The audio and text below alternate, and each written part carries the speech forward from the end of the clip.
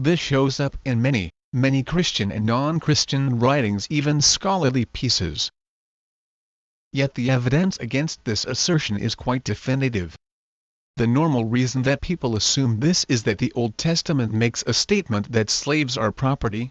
You may also buy some of the temporary residents living among you and members of their clans born in your country, and they will become your property. You can bequeath them to your children as inherited property and can make them slaves for life, but you must not rule over your fellow Israelites ruthlessly.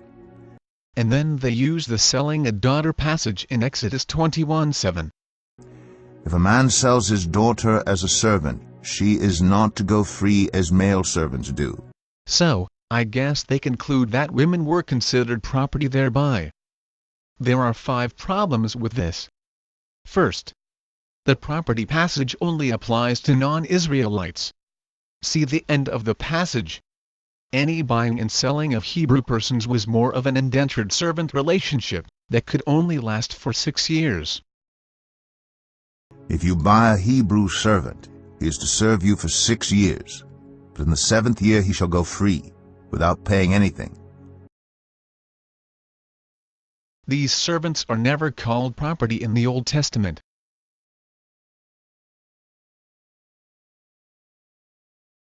Secondly, a man could also sell his son.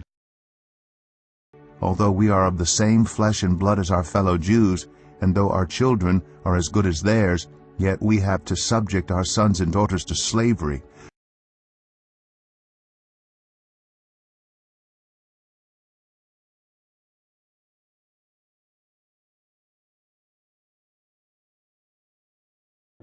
If any of your fellow Israelites become poor and sell themselves to you, do not make them work as slaves. They are to be treated as hired workers or temporary residents among you.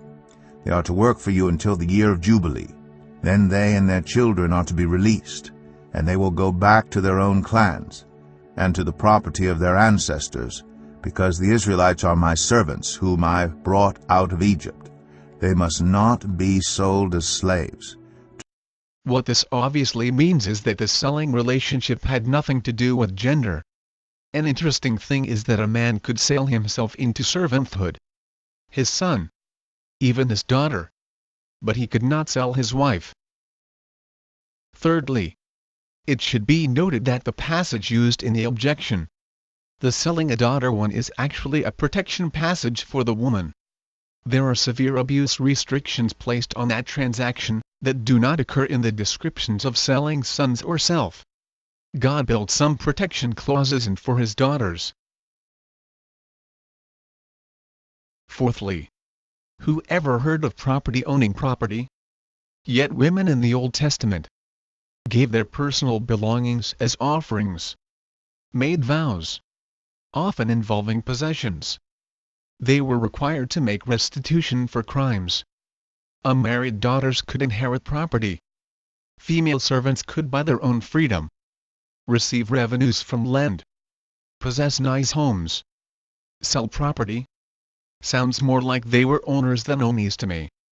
Finally, notice that a woman could sell herself. indicating that she was not someone else's property.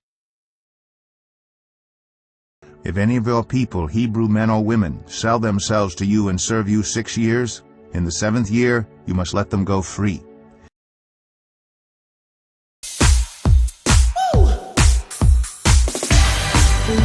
Yeah.